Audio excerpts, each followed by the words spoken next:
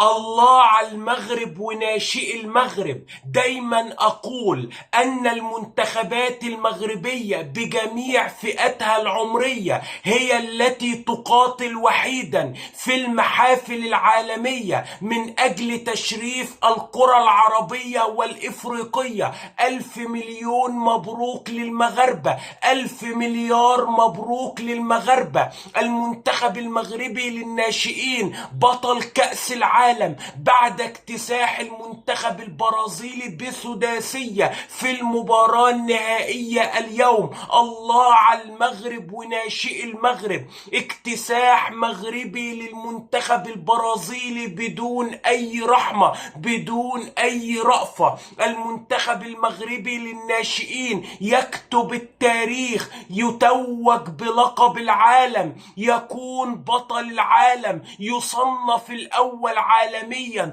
الله الله الله على ناشئي المنتخب المغربي، هذا المنتخب الذي يمتلك أسماء قوية جدا ذو إمكانيات وقدرات كبيرة للغاية. هذا المنتخب سيكون النواة للمنتخبات الأكبر سنا. القرى المغربية إن شاء الله بالتخطيط والنظام ستسيطر على القارة الإفريقية لسنوات وسنوات وسنوات. يجب أن يتعلم العرب إذا أرادوا النجاح والتفوق من المنظومة المغربية، بدءا من الناشئين ثم الشباب ثم المنتخب الأول.